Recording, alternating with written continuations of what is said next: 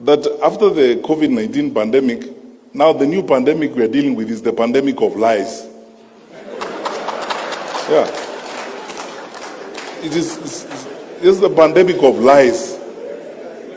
You know, people stand up and they say things that they think make sense. You know, I've been looking at politicians, and fortunately I have the opportunity of having served in cabinet. I know how our budget is drawn, and I know how much money we have in our resources to draw a budget. When a political leader, a national leader tells people, I will put aside 150 billion for market women, I'll put aside 50 billion for boda boda, I'll put aside 100 billion for this. I know how much our budget is and the projected growth of our budget. That time you have not talked about the amount of money that you are taking to counties, you have not talked about transfers for the education sector and so on. Where are you going to get that money to provide that kind of service? You're just lying to those people because you are telling them things they want to hear. And because they won't ask you questions, you just get along with it. You know, when you keep saying this deep state, who is that? And the people are using that phrase and complaining are members of the National Security Council. They hold public offices. They tell you they are powerful people. So who is that?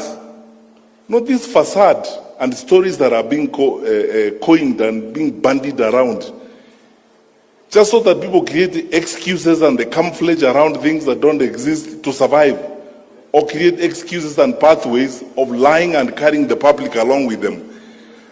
I want to ask you as church ministers, I am your son, and as a public servant, we have a country to serve. Let us not be victims of some of these lies that you keep hearing around. But things that just don't make sense even to a fool. How will you tell people? Yeah. How will you stand up? I'm asking you. How, Bishop, how will you stand up in public and tell me, who is that? And then you don't even have the courage enough to take a decision and say, okay, because I don't agree with the Attorney General and all these people, me, I'm not going to be party to you. In the morning, you speak like government. In the afternoon, you speak like opposition. You see, the question, let's be honest. You see, the total annihilation of common sense and betrayal of common sense in the political practice in this country is shocking. When you tell people about there being who is that? What is that deep state? The Inspector General who seated here? We have passed a constitution that requires us, it's in black and white. You know, even me, if I have to give directions to the Inspector General, the law requires that I put it in writing. And since I became Minister for Interior, I told the nation the other day, I've written 2 such letters, one to Boynet and one to him, to provide policy guidance. And even before I send it, I asked the Attorney General, does it pass muster? The Attorney General says, under the law, you can't do this. So, stop here, let us proceed. Now, how can you turn around in a country of the amount of freedom that we have? Nairobi, for your record, Bishop, Nairobi houses the largest number of foreign correspondents and media houses on this continent. I've challenged people, if you don't think there's freedom in Nairobi, go and report from Addis. Yeah. With all this freedom we have, in a country where the president is insulted liberally by everybody, by opposition politicians, how will you tell me that there exists a covert, dark op element of government that is intended to do certain things? When did you last face and scrutinize and excoriate the Minister for Security? I am here to answer questions. Which is this dark side that exists? Where is it? Don't be drawn. I'm telling you, don't be drawn to some of this. You see, we are unfortunate that we have a brand of leaders.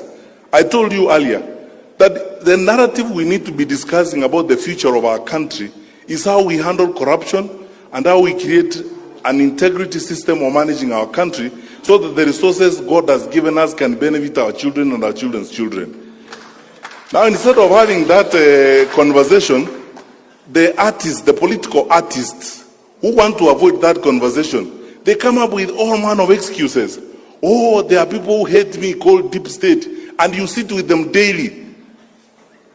So when do they become deep? When they are with you or when they are not with you?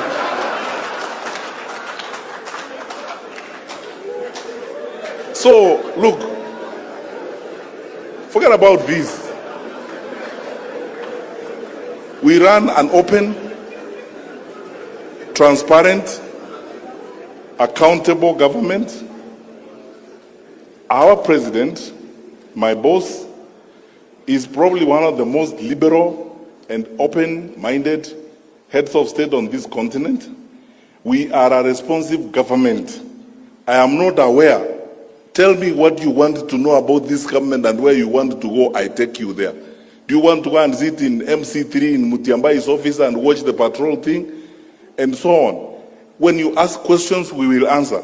But you see, to create campaign jargon, you know, this story of you must look for a way of creating some level of sympathy so that people can sympathize with you, that you are an underdog. So you create some phantom, some fictitious devils that are existent somewhere that are against you. And these devils are not described. So you use some communist type language and call them deep state. And say, you know, these people, they may be having the state, but we have God. God is for all of us. You can't have God yourself. So, Bishop, forget about this thing, my brother. Let's just go forward and build our country. That's what exists. Secondly,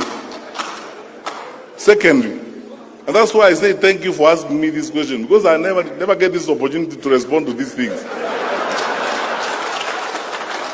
So I tell you what I think. I mean, if I wasn't before religious leaders, I would have even used a stronger language. Because this is petty, it's empty, there's nothing, it's hollow. People are just loitering around saying things that don't exist. Let them deal with issues. You know, I keep telling people, these elections are like an interview. You leaders have conducted interviews before, haven't you? So when I come before you, you tell me, Fred, good, you want this job? Yes. Where have you been? I tell you, I was headmaster there, I was this. You ask me, what did you do when you were there? How did you handle the students? What did happen? And so on. People are running around here who have held public responsibilities. They are not accounting for what they did when they were holding those public responsibilities. You are the religious leaders. The story of talents in the New Testament. What did you do with the ones I gave you first before you come for more? Now, yeah. Now they are lying. Yeah. They are moving around and saying, oh, you know me. As you know, please sympathize with me. There is a certain dark group of people called deep state who hate me. They don't like me. They don't want me to be a leader. They plot evil against me. You drive public money in that state. You eat food bought by that public state that you are condemning. You live in a house of that state. When does it become deep? And deeper than you?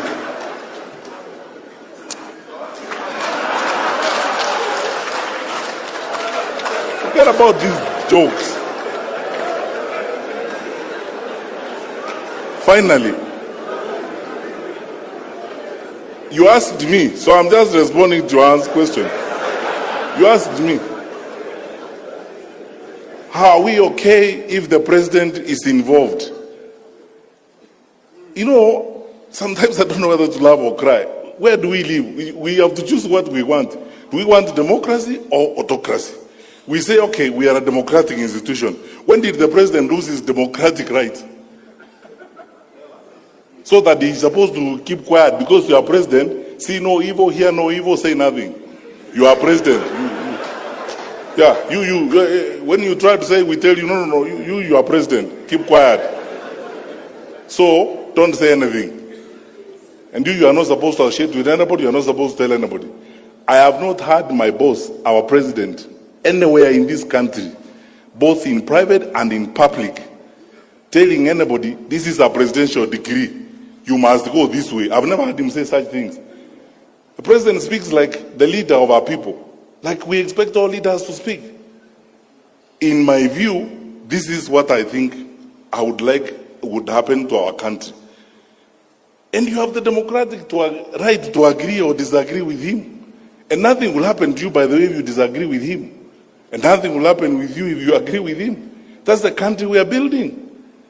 You saw President Obama, before he left office, on the campaign trail for the Democratic Party candidate. Did that happen or it did not happen? That is supposed to be the icon of democracy in the world. I mean, you have seen presidents who are leaving office on the campaign trail for their successors and so on. The president is expressing his view. To gag the president and say now, you see, sometimes I wonder, one group of society is saying, our president is our leader, he should therefore guide us. Then he wakes up in the morning, he says, okay, good people, me, I think this is the way we should go. Another group comes and says, no, shut up, you are president, don't talk to us.